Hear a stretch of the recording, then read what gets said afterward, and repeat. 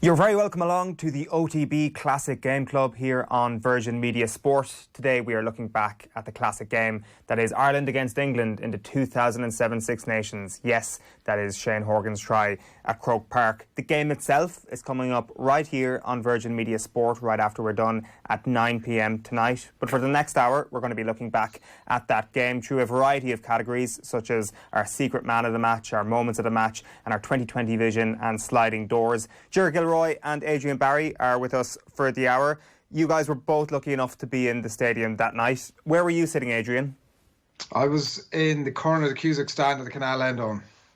I was hoping you were going to say the Hill, because the Hill looks unbelievable that night. It looks unreal. The footage actually shows in a light that I think we're not that familiar to looking at. Like, it looked far more like a balmy evening in America somewhere for an NFL game or a college football match. It looked incredible, rather than a wet, miserable 7:30 kickoff in the depths of an Irish winter. Because that's what it was, Ger, wasn't it? It was not balmy. It was definitely not balmy. I think that, like, when you look back on the All-Ireland finals that were played on the Saturday evening when the lights are on, Croke Park in the lights, when it's full, is one of the best stadiums in the world. And there is no question about that. It's such a shame that we see it full so rarely, and it's such a shame that we don't play more games. I would say Saturday evening is the perfect time for All-Ireland finals into the future. Obviously full stadiums are probably a pipe dream for us all at the moment. But I don't remember it being full ever under lights before this. Maybe when it launched, was there a full house for the first weekend of the launch or the 100th anniversary of the league or something? But like a game with so much on it, it looked so amazing. I was in the Horgan stand, and like definitely one of the best sports experiences you're ever going to be at.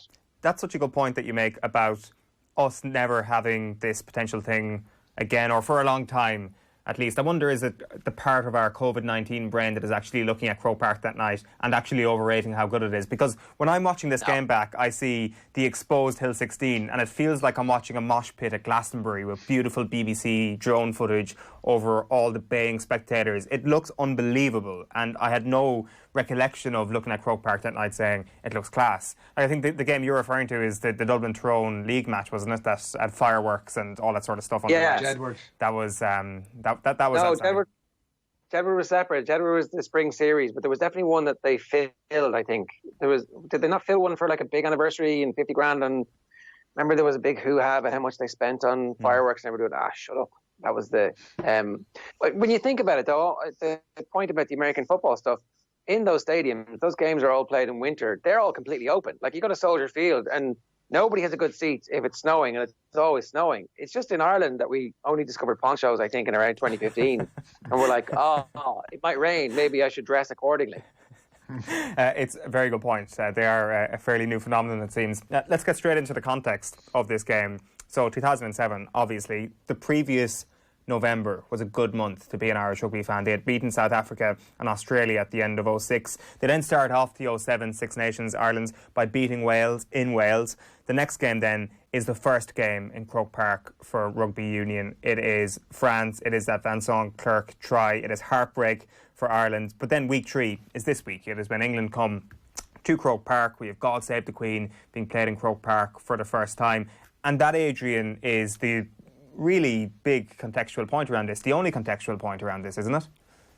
I think over the last 15 years, guts of 15 years, we've really matured to the nation to the point like that we can feel relatively confident enough to cheer England on at a Football World Cup, for example. I think at that point in time, we were very much maturing as a nation. Maybe to say that it was a bit of a coming of age for Ireland is a bridge too far, but it certainly had that kind of sense about it on the night on. I know, definitely going into it myself and my mate, we were in there early, we were in our seats early because we wanted to soak up the atmosphere. We wanted to see exactly how it was going to play out, because I think even when the teams were coming out on the pitch, when England came out on the pitch, was there going to be a bit of jeering, certainly around the anthems? Like, with that number of people that we're talking about been in the stadium, surely somebody's going to break ranks, and you're sort of looking at the person next to you thinking, are you going to do it? Is there going to be something that happens? But the sense, and I wouldn't be one to generally get carried away with the idea of nationalism or national anthems or any of that sort of stuff, I would have to say, in a normal run of things. But there was definitely, even for the post-English anthem, a bit of a lump in the throat of, Jesus, like, we really have this thing. So there was a great sense of occasion. The fact that it was England, the fact that it was Croke Park, the BBC coverage was very much honed in on the idea of Bloody Sunday as well, which was really the backdrop to all of this stuff. And they covered it fantastically, it has to be said. They really did a stellar job on explaining to, I would think, a large portion, like 6-7 million people, I think, would have been watching Six Nations of BBC around that time. And a large portion of them probably would have had a version of history through the school years, if a version at all, I suppose. And it would have been the first time that they would have been aware of something like this. And they weren't shy about telling the story. Mick Galway was on to give his take on it. Keith Wood did a very long piece on it. Kevin Moran came on, did a short piece on it. They had the son of one of the players from Bloody Sunday on, who didn't mind saying that, listen, if my dad was around, needless to say, he wouldn't be pro this thing. So it did offer that point that not everybody was crazy about this, but there was certainly a heightened tension pre-match.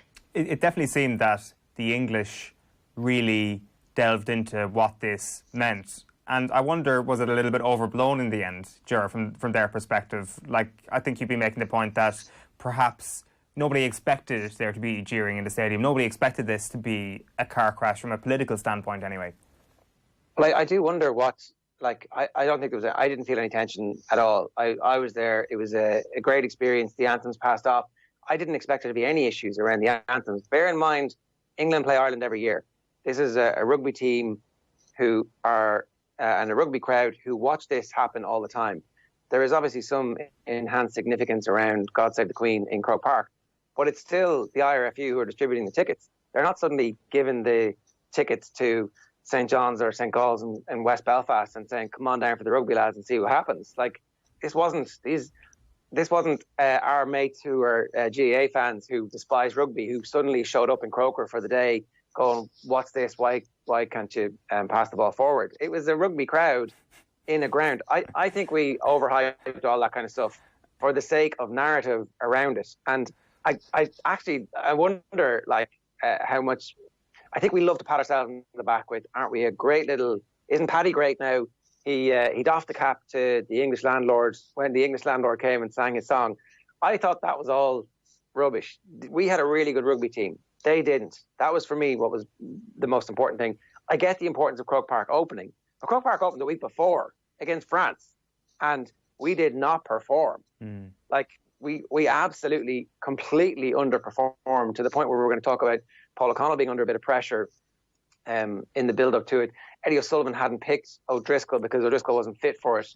And, you know, I wonder if he had that decision again, would he go back to it? I just think that there's too much talk about symbols. And to be honest, I'm surprised at you, Adrian, investing so much in the symbols, given how much you hate the very notion of nationalism. Absolutely. Like, I get the Croke Park opening is a big deal.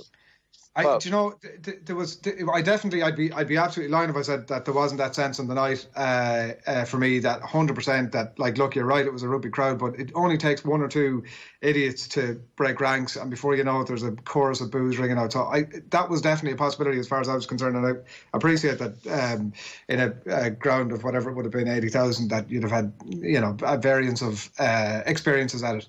But for me, and I hadn't seen the BBC footage until I watched it back in preparation for this, I hadn't fully appreciated the point about getting the opportunity to, from an Irish point of view, to dip into 6 or 7 million houses to viewers in the UK and explain to them about this tyrannical event that would have happened in Dublin and was at their door. And I think, like, that was really the opportunity. And I think that, as I said, I do think that the BBC handled it very well.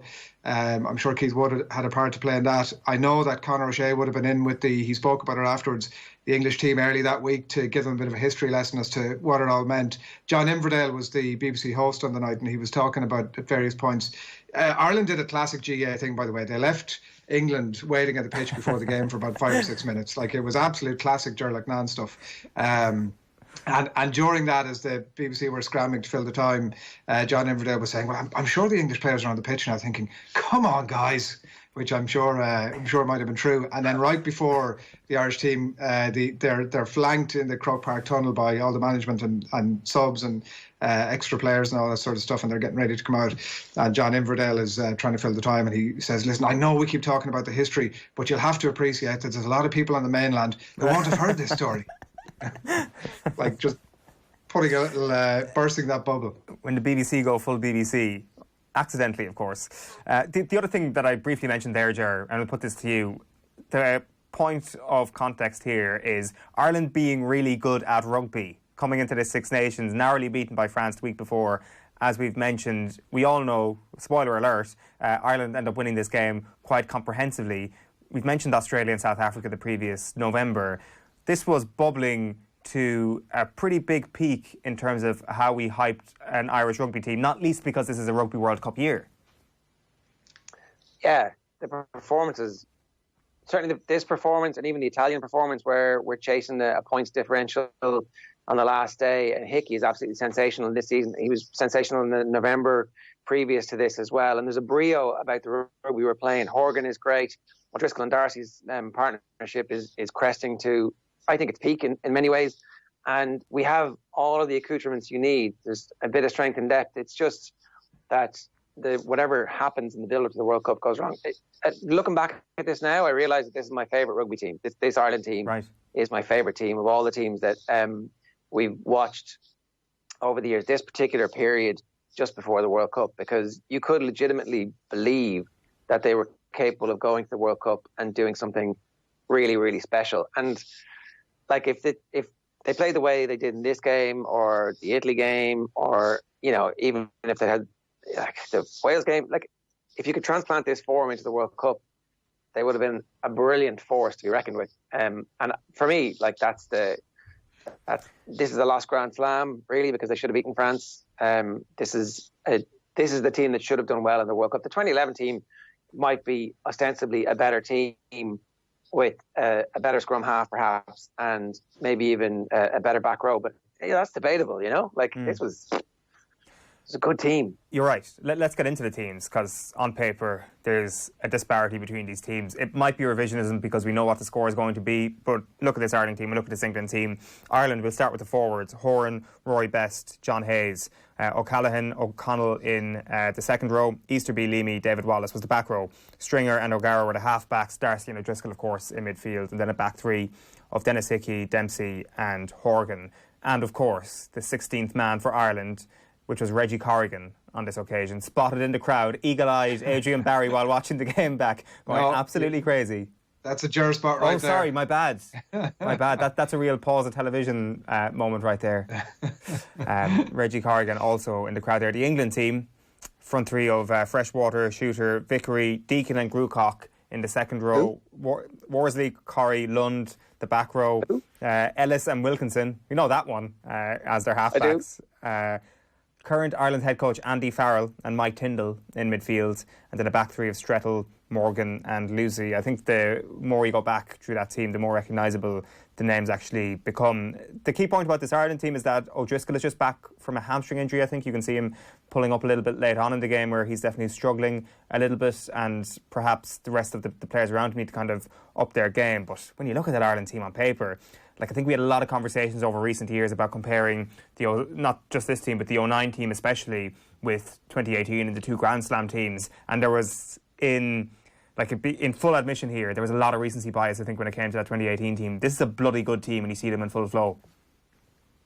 Yeah, I think the like Ger said, I think that starting 15 for Ireland, like, is there anybody you would have swapped out of at that time? I'd always make a case for Malcolm O'Kelly. There might be a slight case for that. Actually looking at the bench, it wasn't really the strongest bench. You'd have to say that the likes of Paddy Wallace, Simon Best, not awful players at that time, but certainly doesn't strike you in the sort of generational sense, right? Like that Ireland 15 was. There's so many players when you look through it in the world stage that'll be remembered for decades to come. But I mean, you look at that England team, of that England match day squad for the 2003 final, only Lucy, Wilkinson, Tyndall, Vickery and Corrie played any part in Dublin, and that's from a 22-man squad. Like, an incredible turnaround for 4 years. And if you think that's an incredible turnaround, consider what happened in the aftermath, where Wilkinson was the only player to start their World Cup final loss later that year. So, it was a tough time for Brian Ashton, who had a tough time himself over here. And actually interesting reading the programme notes of the match programme I dug out earlier today behind me. Tony Ward was making the point that, it wasn't the open insomniac Eddie O'Sullivan who was in his suite out in Killiney having a nice rest over all his players being fit and ready to go. It was Brian Ashton who was having sleepless nights waiting for his 13 players who'd been playing in the Guinness Premiership in the previous days to come through unscathed, which I think by and large they did, barring Jason Robinson, who actually is named in the match programme. So that was obviously his swap out for David Strettle was obviously very late one. Ger, how bad are this England team? Rubbish, absolute rubbish, and we pulverise them. Now, we give them a little sniff at the start of the game to let them into it when the nerves are clearly affecting the Ireland team, but this is a rubbish England team. And, I didn't realise that only one player starts the World Cup final for England 6 months later. Adrian, is that right? Yeah. There were other players like Delalio was back. He must have taken remember he retired and then he came back in 06, but he must have just decided, listen, the Six Nations 07, I have other things to be doing. I'll see you in the World Cup. So there were, when you look at the team sheet, there definitely were players who would have been missing that day for whatever reason. But yeah, that's from my calculations. He's the only one to survive from the back line. Yeah, well, and look, in the back line, okay, because I thought that some of the forwards might have made it at least as far as the team for that. Like, they do reach a World Cup final. Corrie and Vickery, sorry, were the only two in the pack. So there you are, 3 in total. Yeah, there is obviously strength and depth around this team, but we pulverised them today in this game. And relatively, we were probably two sides that were much closer to each other, and certainly they had a much better World Cup than we did. So, we're casting stones here from the position of a house full of shattered glass. At the same time, when a victory like this happens, and because sometimes you look back at victories of matches you won and you're like, that wasn't actually as good as I remember, or this is somehow diminished. But we crushed them pretty much once we got our toe in the game. We absolutely crushed them, dominate them physically. Our skill set is immense. There's some slick handling that you've never seen before, and it's this is Harlem Globetrotter stuff from Ireland. You should luxuriate in this and just enjoy it for the little slice of time capsule of pure, unadulterated pre-World Cup hype, and not do too much analysis about how we fall into the same trap on every 4-year cycle. The 4-year cycle is real. It's just us getting hyped up pre-tournament. You can make an argument that this is the most spectacular failing from a standpoint to a World Cup, at least in 2019. We had a lot of warnings earlier that year. We will come back to that, by the way, in our sliding doors moments later on. We will get into the 2007 Rugby World Cup. We want to stay in a positive mindset for the time being. We want to get into our moments of this particular match. So we're just picking out 3 particular moments. The first one, and it's after that spell of pressure that you mentioned there at the start of the game, Ger, where Ireland starts to get a real stranglehold on the game. And the first moment we've gone for is the yellow card for Grucock, after what is an incredible run from Simon Easterby right into the corner. He stopped illegally. Grucock gets a yellow card. It could have potentially been a penalty try, but it's just a 10-minute sin bin. But what comes straight after that then is an Irish scrum, a beautiful pass from Gordon Darcy, a bit of a lucky piece of handling from Brian O'Driscoll. Maybe it was genius, possibly the latter. And then the ball lands in Gervin Dempsey's arms, try Ireland. And that really, you start to celebrate at this point, thinking there is a gulf between these two teams. So that Grucock yellow card, the main moment, but the Dempsey try really is the cherry on top of this cake. So what is the best part of that little sequence, Ger? Grucock being brain dead and taking the yellow card, and it just gives Ireland this kind of absolute shot of adrenaline that they never really relent from, apart from maybe 10 minutes at the start of the second half, when we know the game is toast and they're having a little bit of a breather and England come back slowly back into it. But the way the Easterby run, I actually had forgotten that Simon Easterby was that type of player and had that skill set in his armoury. It's how quickly we follow up. It's the swarming and the swallowing of that. And then it's the absolute precision with which we take the opportunity. This is a team who panics. There's no sense of they don't actually understand what the advantage is out wide. And it's completely heads up. Players running into space at full pace. It's the type of thing that we had done to us in the 1980s and the early 90s and the late 90s. And you get the sense that, well, I don't know if our rugby culture is just somehow wrong. Well, we can't be the one who knocks. And here we were against England, and they're the ones who are under complete pressure. And it's like, well, we've seen this happen a bit recently, but like never quite as dominant as this, where we are absolutely smashing them physically, but also with our brains. I think it's a really good point about Simon Easterby. I don't think he gets the credit he deserves. I certainly didn't. I'd completely forgotten he was this sort of player. And you could make a potential case that Easterby, Leamy and David Wallace as an Irish back row is underrated. I think that if anybody's picking their best Irish back row, Easterby certainly isn't in contention, and in fairness, even after this game, you probably wouldn't have him in contention, whereas the other two would. But I just kind of felt that come the Heaslip era, there is something different about Irish back rows. When you throw Peter O'Mahony and CJ Stander into the mix and Sean O'Brien, it definitely feels that you can't really touch that era of back row when you're getting into Ireland's best team. But Easterby, Leamy, David Wallace, terrifying, and they killed England up front, a much lighter scrum, and they got a stranglehold in that area of the game for a good 50 minutes of the 80, which is incredible really given the weight differences. The second talking point we want to get onto, and Adrian, you can lead this one, is when Brian O'Driscoll turns David Strettle upside down. Yeah, there are a couple of, you talk about stuff that might exist in the game now and and that existed back then, like... Yeah, it was a weird one. I mean, I don't know exactly where we were at in terms of the laws of the game. It did feel like we were coming through a time at that stage where we were still getting to grips with the variances between what represented safe contact and less so, which very much that was in the mould of it. Was it Ollie Morgan or was it Strettle that he floored? I can't remember. Wherever it was standing in the full back position anyway. The ball had come down from Gary Owen. And I think Brian Driscoll had left the ground about 10 metres before Ollie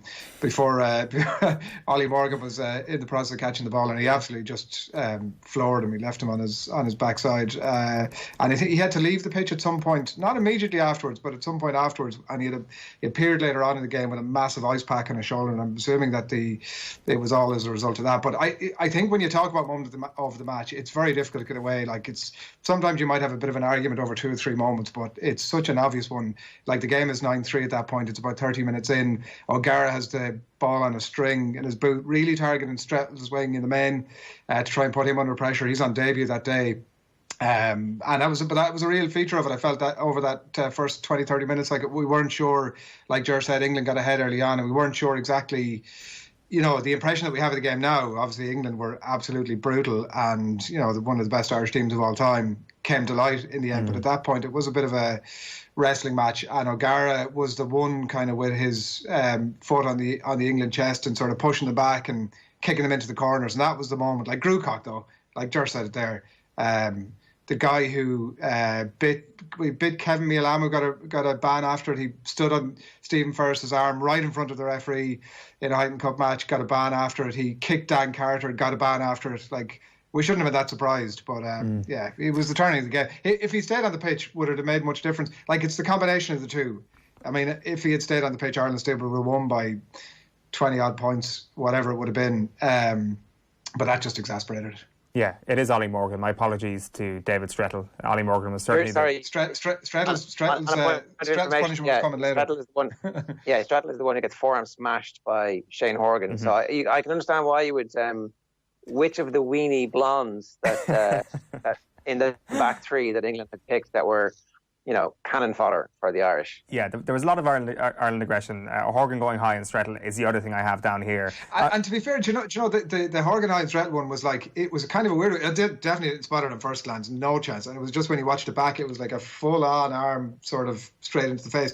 But it was clever because obviously Strettle was trying to obstruct him, so it was like it was almost a bit of fair game. Like, free hit. And like I said at that time, that we were. Now it's a red card, right? Yeah. Like there's no question about it. I think at that time. No. Yeah. No. What's his head doing up there? Rude. Why is he in the way of the player? Get out of the way. What is his head doing up there? Sorry. So just in case, because people won't have seen this, they're about to watch it and watch out for it and see if you can spot it on first glance. It gets redone, but the referee. Nigel Owens goes, you shouldn't have been there. One of those South African referees will be like, oh, you're an Irishman doing this. So anyway, Horgan gets the ball, has a beautiful kick through and is chasing his own kick. And Strettle is like running this lazy line straight into his face. What's he supposed to do? Get out of my way. accidental. Well, now there'd be a bit of a scuffle, but if that forearm goes up now, he's gone all day long. There is nothing Shane Horgan can do about being 2 feet taller than literally every winger that's ever marked him, which brings us beautifully on to the final moment of the match, which can be only one moment. It is Shane Horgan's try. It's interesting, there's a couple of foreshadowing moments before this where Rog starts kicking the ball in behind Strettle early in the game, and you can see Horgan might actually have the beating of him. And I'd actually forgot that it wasn't Strettle at all. It was Lucy who actually goes up above to grab the ball and touch it down. And the O'Gara kick for this try is just superb. It's not one of these where the big man gets it because he's the big man. It is the perfect height. If it is an inch higher, there's a chance perhaps Horgan doesn't get it. If it's an inch lower, perhaps Lucy gets to it. It's such a perfect kick from Ronan O'Gara. It's an amazing moment, and it's so much has been said about this down through the years. It is one of the most famous Irish tries ever, if not the most famous Irish try ever. Is it 07 that Meath reached the All-Ireland semi-final? Isn't it Milesy's team? Is that year they got through to playing? It's around then anyway, and you can just imagine all the Meath fans, Tommy Rooney out there going, what would have happened if we'd had him? Because the athleticism, the pace, the power, the strength, and the ball skills, the ball handling is just absolutely perfect. And the fact that it is Josh Lucy actually, I think, vastly improves it. Even if it had been somebody like Strettle, who you're like, Strettle, But actually, Josh Lucy is a really, really good player, really good defender. Isn't going to get caught out from spatial awareness. He just gets crushed by the unbelievable hang time from the kick, which arcs to the perfect point where he can get it, and it's still kind of just coming down. But it's only one winner is the giant athlete, who I think is also a contender for man of the match. He's not my secret man of the match, but he played really well. Of course, we did our Mount Rushmore series here on Off the Ball recently, and Shane Horgan did not make the Meath Mount Rushmore. This is evidence why he absolutely should have been there, Adrian. Oh, it's ridiculous. The call was absolutely ridiculous to begin with, though. But you look at that and you go, as a moment of history, even for obviously the selection committee, the committee who were trying to come to this conclusion and obviously largely basing it on GEA background. I think he also played minor for me, if I'm not mistaken. I think I saw a photograph of that recently. Anyway, listen, the argument doesn't need to be made. But if you ever needed a moment to rubber stamp and legitimise your selection, that was it. It was an incredible thing. They tried it again a few minutes later, didn't they? And it was almost a carbon copy of exactly what had happened there. And actually, I replayed it a few times, trying to. I was in my mind very critical of Shane Horgan and not having achieved the unbelievable, career-defining moment that he had done just a few minutes earlier, which in hindsight was possibly a bit harsh because what he had done was incredible. To have done it twice would have been absolutely insane, but that really would have been rubbing salt into the wound.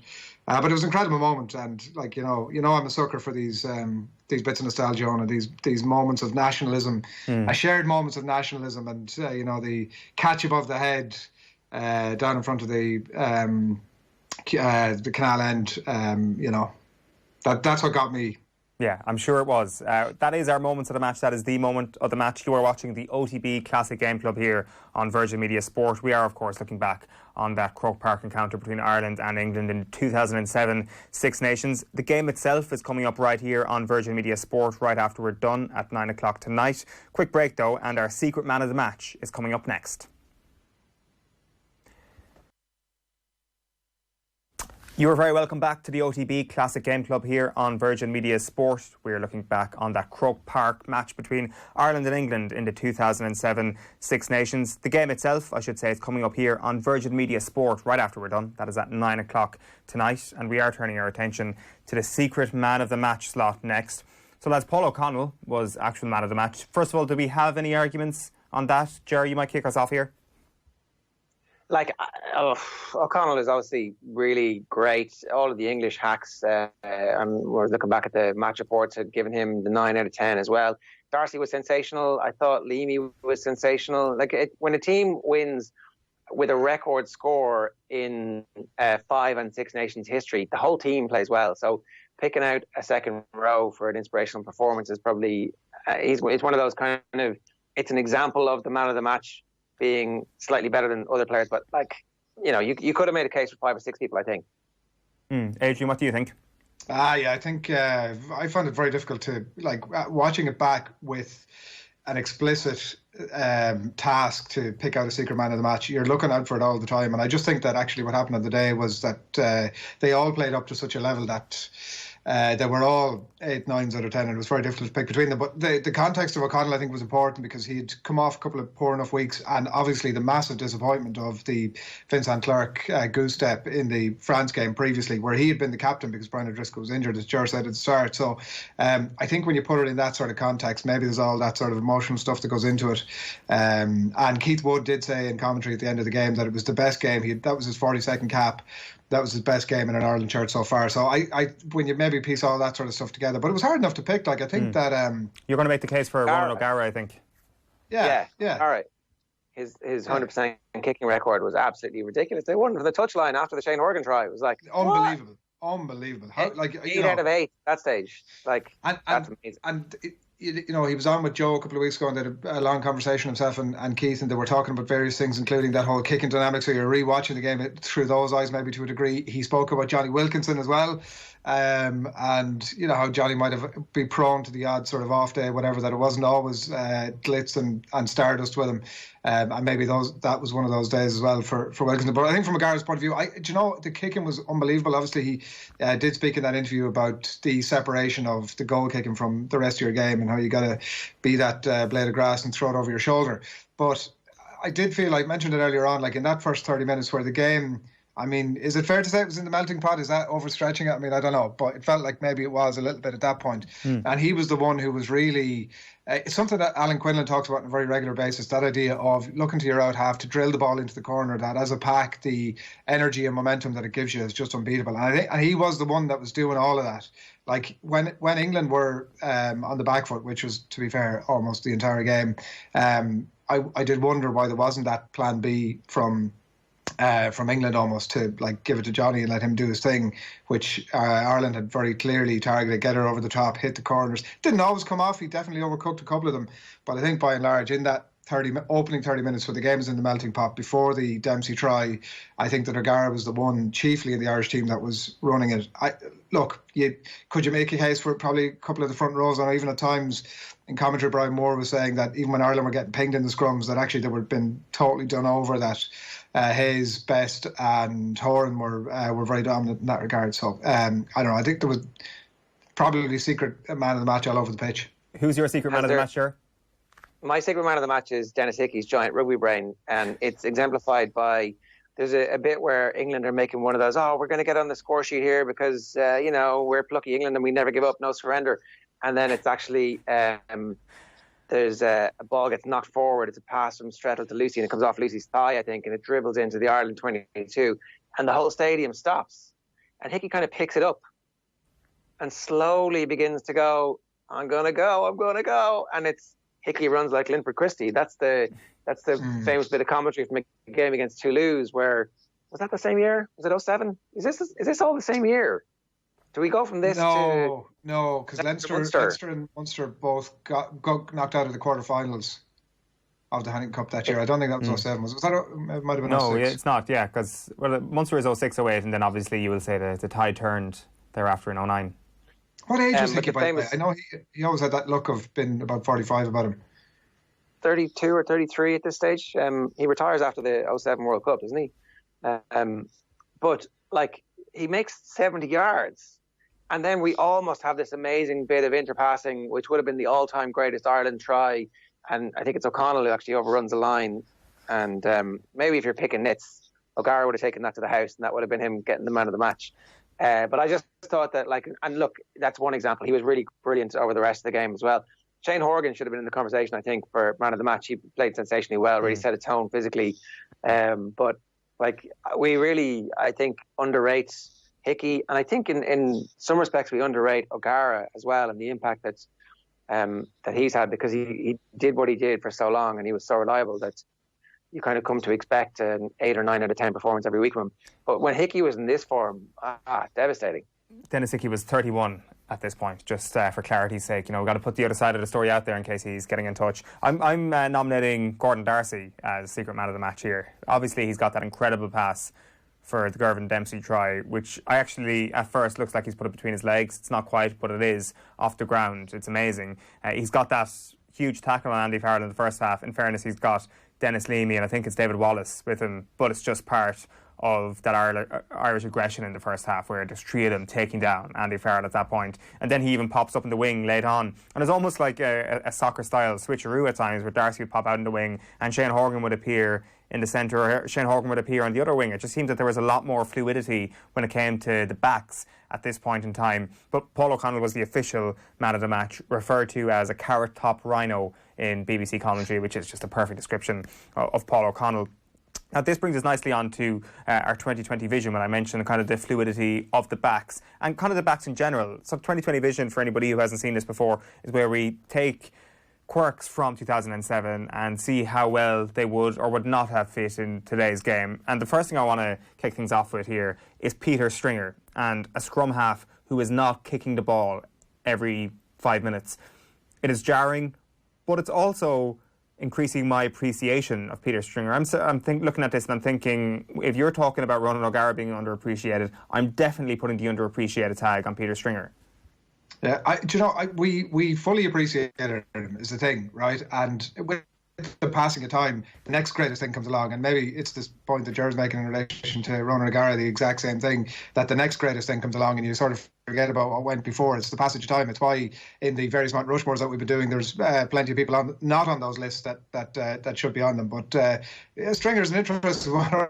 All right, Jay. I mean, when you had a pass like that, like almost, why would you would be building your game around that speed of pass? Like it was almost jams where you take a couple of box kicks and you're like, what are you at, Judy? What is this weird game that you're bringing to us? But also very slight. Peter Stringer, I would say, like he, is not that long actually even out of the game, and he's like twice the Peter Stringer now that he was then. Is that just because he's not... That's the analysis they pay you the big bucks for, Adrian. Peter Stringer's a bit slight. Is that just because he's not actually lining up for national anthems besides second rows anymore? Like, he's in between Paul O'Connell and Donnacha O'Callaghan for the national anthems, which is really unfair on the guy. It was always a thing, though, wasn't it? That was every single game. He sort of... I mean, I don't know. There might have been some sort of superstition that he needed to, I don't know. Would small players and lighter players, make it in today's game as well as they would have in 07, Ger? If we want to continue this theme from Adrian there, that Peter Stringer is a bit slighter in 2007 than he is today. Like, he obviously, if he was coming up now, would have been on the weights programme with the strength and conditioning coach from 12, and so he wouldn't be as slight making it in the professional game as he was at the time. I think it's all relative. I think that he clearly has a brilliant rugby brain and the attributes to make it the competitiveness, number one, and then the speed of his pass, number two. And that speed of pass is always going to find you a job. Whether or not it finds you 99 international caps, I'm not sure. Is it 99 that he made it all the way to, or is it 95, something ridiculous around that? But I absolutely think that there would have been room for him. When you consider how Leinster play, for example, and how they need the ball to be moved really quickly at ruck time, you know that Peter Stringer would be absolutely at home in that team with the Sexton or whoever. And I'm sure Munster would find a way to use him as well. It is one of the things to watch out for in the game, though, I do think, because I noticed it particularly at half-time when the players were trotting off the pitch, like they were very light looking, like in a way that, it was pre-New Zealand leading all the, like, turning them all into absolute machines, pre-New Zealand doing the exact opposite again. So we're sort of nearly back to where we were at that point. But it definitely worth keeping an eye out now light the players are. Ger, we want to talk about Rory Best.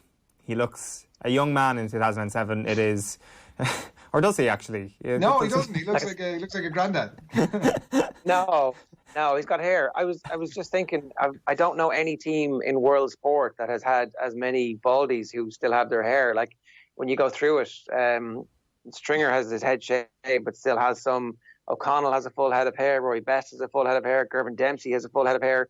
I don't know what's going on under the scrum cap of a couple of the lads as well there, who may or may not have ended up with a little less hair now than they had at that time.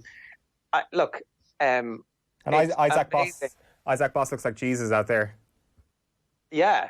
It is absolutely amazing that Rory Best is like fighting his way into the team here and just keeping his competition at bay, and was doing exactly the same thing last week in the World Cup. Just last week, he was doing exactly the same thing. So that's an incredible sense of longevity. There was a player playing in this match who was playing in essentially the last big game that Ireland played, which was like last November.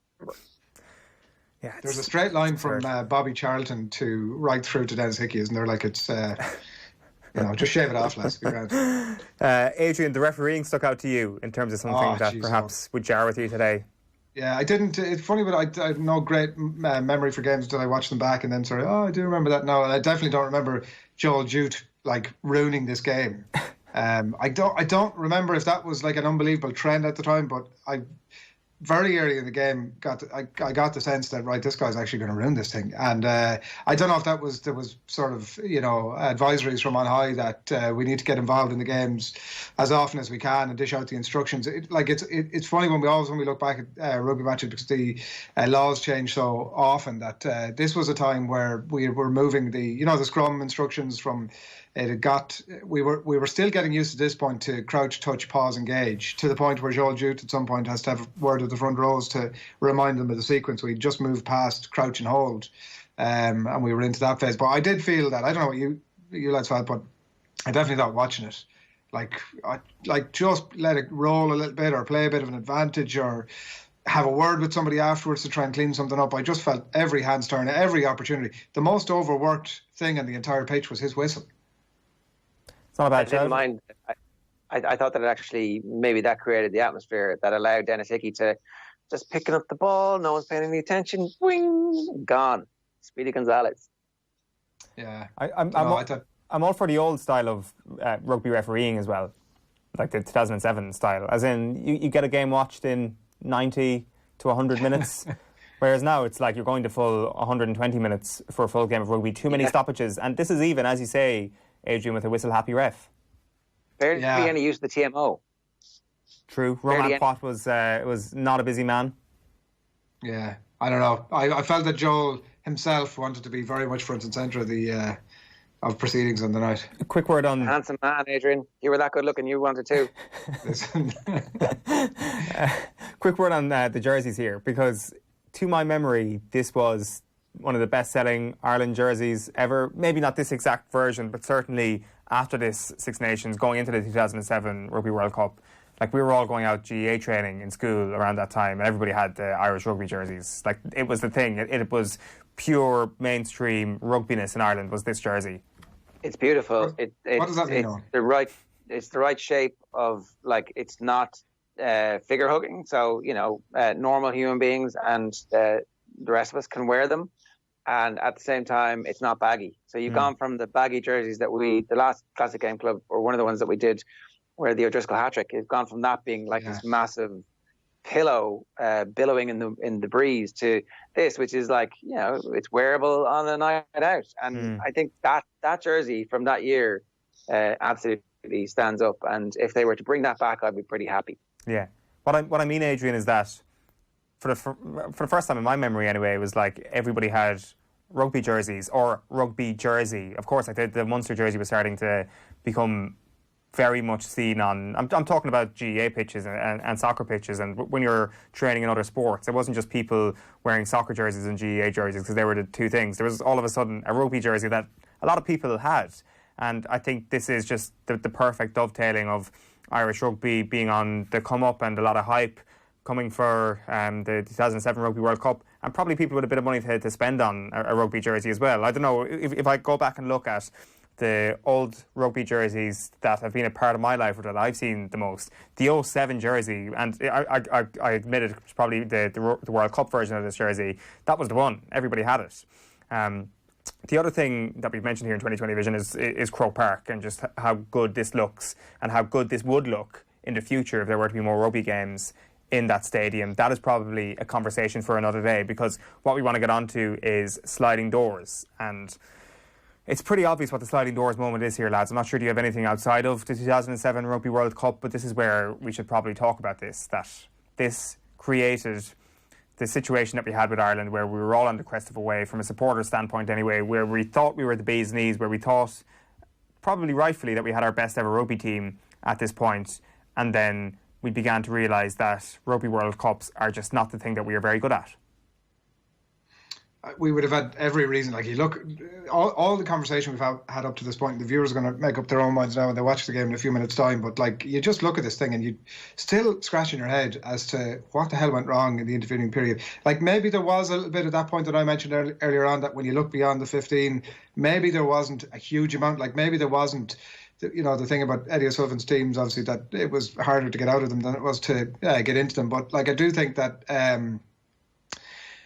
it was an unbelievable 15, and there wasn't maybe a huge amount of backup. Maybe that's a factor in it. I don't know, but you consider that 4-year cycle, and maybe we do. We touched on it briefly earlier on. Maybe we do make far too much of it. Like, when you consider the fates of these two teams over the following 6 months, where one of them just blew up their team and went in an entirely different direction and managed to get themselves by hook or by crook, or however they did it, to a World Cup final, and we exploded it. Like, I don't know, it's quite an incredible, it's when you consider sliding doors as a category in any of these classic game clubs, like, is there a bigger one, like the height from where Ireland were to fall after that?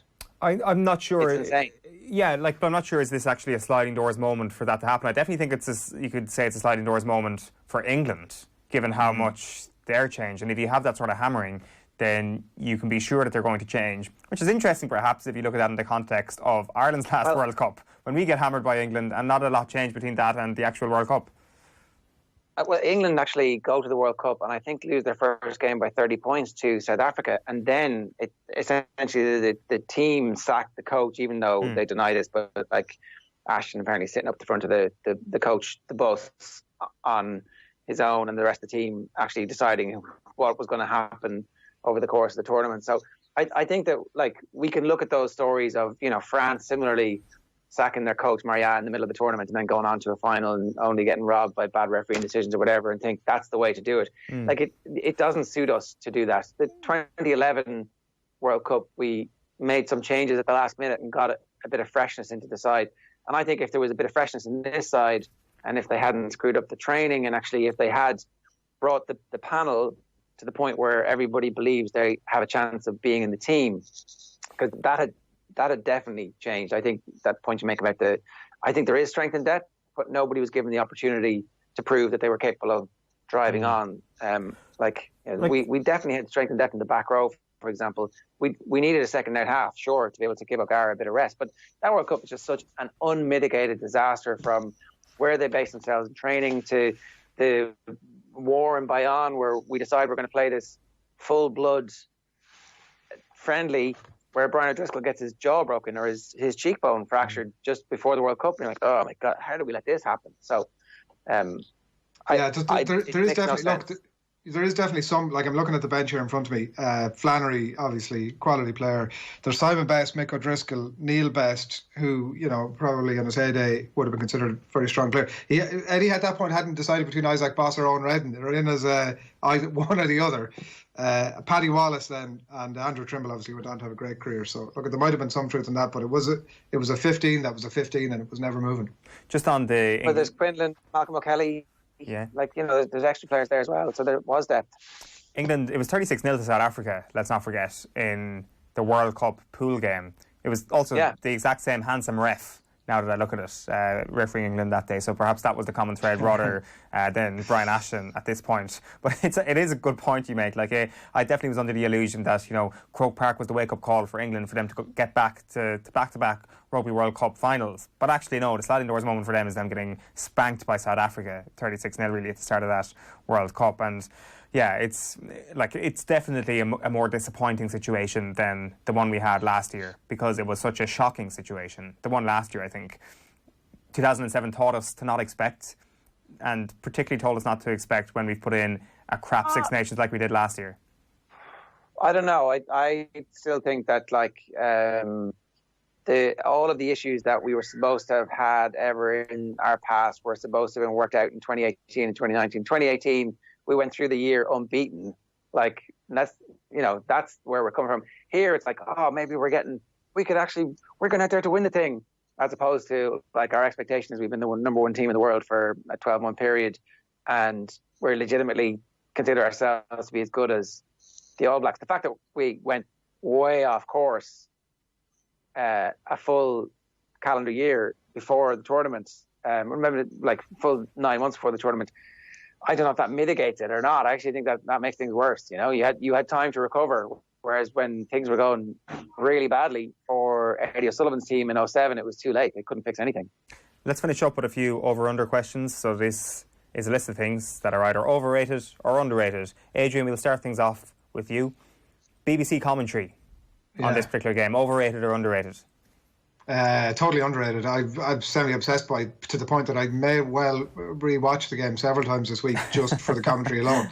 There was so much to it. One of the ones that I should have mentioned earlier on was Keith Wood's comment about Paul O'Connell in the first half, to say that he's abrasive and he's jizzing up the whole team, was a comment that went right past me, I have to say. And then the constant sniping, which is definitely worth keeping an eye out for.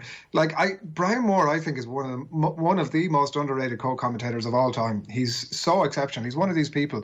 Stephen Reid will be another guy that we would have used in football commentaries over the years that would have always said this about as well, that he's so instinctive that he's almost forgotten that the microphone is there, that when something is happening, that you'll hear the yelps out of him, and you'll hear that immediate comment that when you're just watching it on the TV just falls out of your mouth subconsciously. And the same thing happens with Brian Moore, but like the dynamic with himself and Eddie Butler, who was on commentary duty, they were, I mean, I don't know if this is just such an unbelievably deep friendship, you know, where they're around at each other's houses for sort of Sunday lunch, that they feel so comfortable with each other that they can kind of bitch and moan at each other as much as they want. Or, in fact, if they absolutely hate each other, which I'm not ruling out as a possibility, because at various junctures, Eddie Butler is not a commentator who's afraid to give his opinion about something that's happened at the breakdown and the rights and wrongs of it. And Brian Moore will very regularly pick him up, and vice versa, by the way. It is definitely one of the most entertaining things about the game. Last question, and go on. I think this era Eddie Butler is as good a play-by-play commentator as any sport has ever had in anything that I've ever seen. I think he's amazing. Last one to you, Ger. Croke Park, overrated or underrated? This is the final word on this. It's got to be underrated, doesn't it?